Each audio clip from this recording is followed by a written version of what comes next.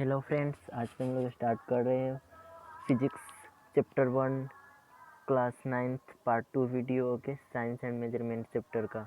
तो हमने देखा था किस तक सप्लीमेंट्री फिजिकल क्वांटिटी तक देखा था। ओके, और सप्लीमेंट्री फिजिकल क्वांटिटी के दो टाइप्स होते हैं, एक होता है प्लेन एंगल और एक होता है सॉलिड एंगल। ओके, तो ये प्लेन एंगल किस प्रकार से होता है, इस प्रकार से आप लोग प्लेन एंगल को दर्शा सकते हो। ओके, और फिर सॉलिड एंगल के बारे में हम बात करते हैं, तो सॉलिड एंगल नेक्स्ट में देखते हैं। ओके, तो चलिए सॉलिड एंगल देख लेते हैं। सॉलिड एंगल एक शंकु की तरह होता है, ऊपर ठोस कोण जिसे बोलते हैं हिंदी में।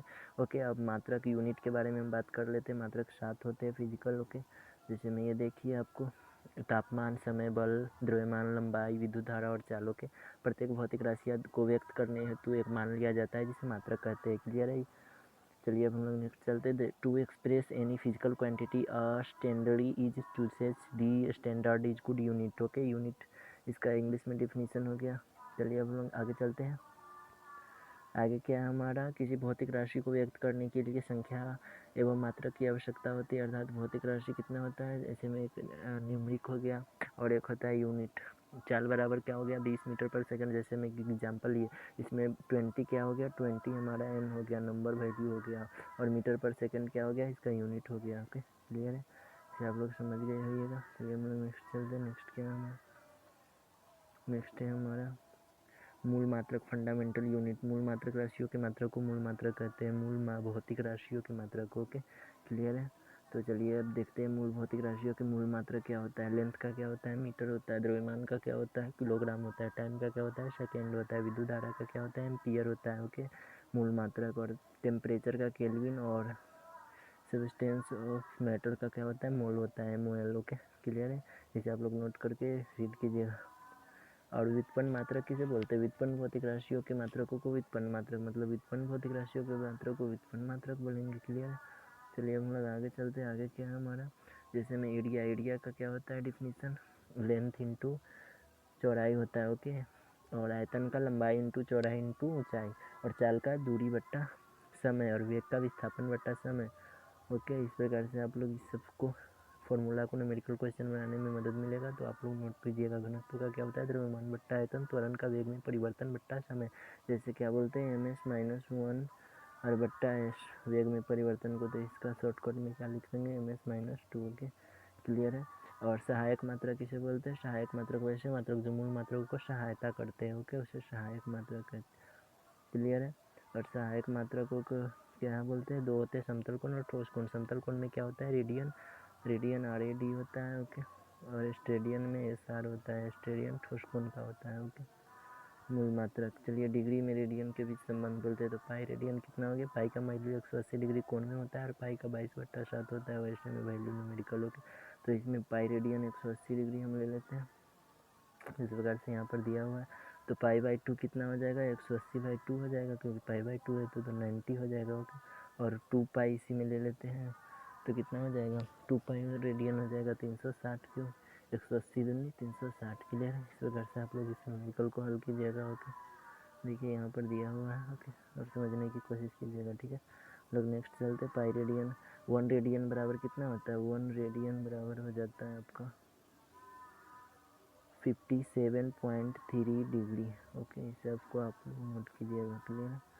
चलिए अब हम लोग आगे चलते हैं। आगे देखिए, CGS पत्ती दिया हुआ है, MKS पत्ती दिया हुआ है, और FPS पत्ती दिया हुआ है। ओके, CGS में कितना होता है, पहले सेंटीमीटर आता है, फिर ग्राम आता है, फिर सेकंड आता है, और MKS में पहले मीटर, फिर किलोग्राम, फिर सेकंड।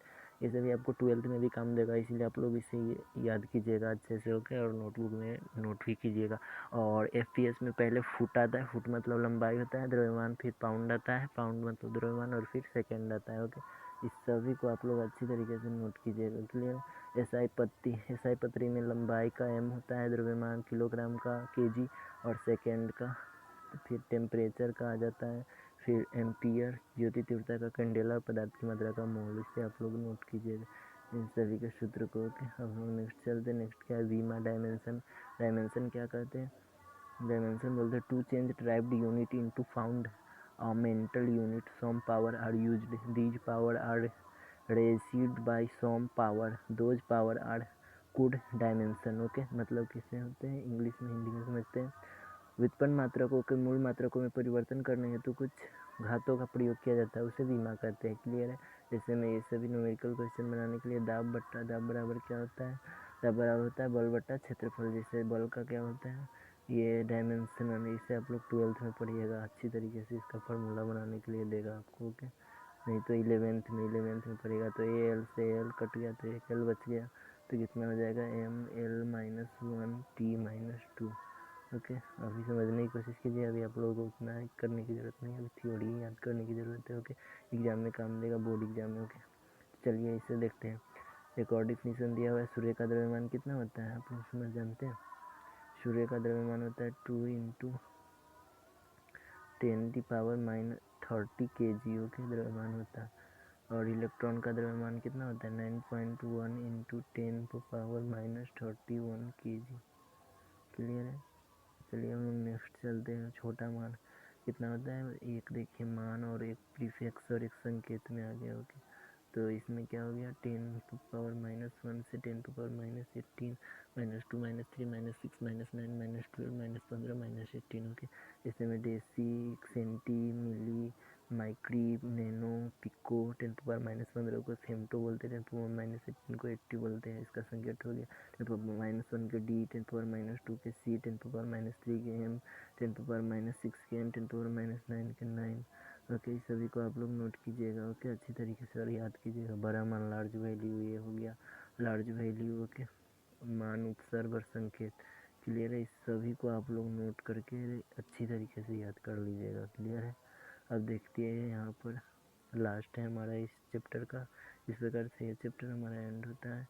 तो इसके क्या बोलते हैं, देखिए 1 GB में कितना होता है, 1 GB बराबर 1 के 10⁻9 बाइट बराबर 10⁻9 बाइल। ओके, और बाइल होता है 1 किलोमीटर बराबर 10⁻3 मीटर और बराबर 10⁻3 मीटर बराबर 1000 मीटर। क्लियर है। तो चलिए फ्रेंड्स, इस सबको आप लोग नोट कीजिएगा। वीडियो अच्छा लगे तो वीडियो को लाइक कीजिएगा, चैनल को सब्सक्राइब कीजिएगा और दोस्तों के साथ शेयर कीजिएगा जो 10वीं कक्षा बोर्ड की तैयारी कर रहे हैं। ओके, तो थैंक यू फ्रेंड्स।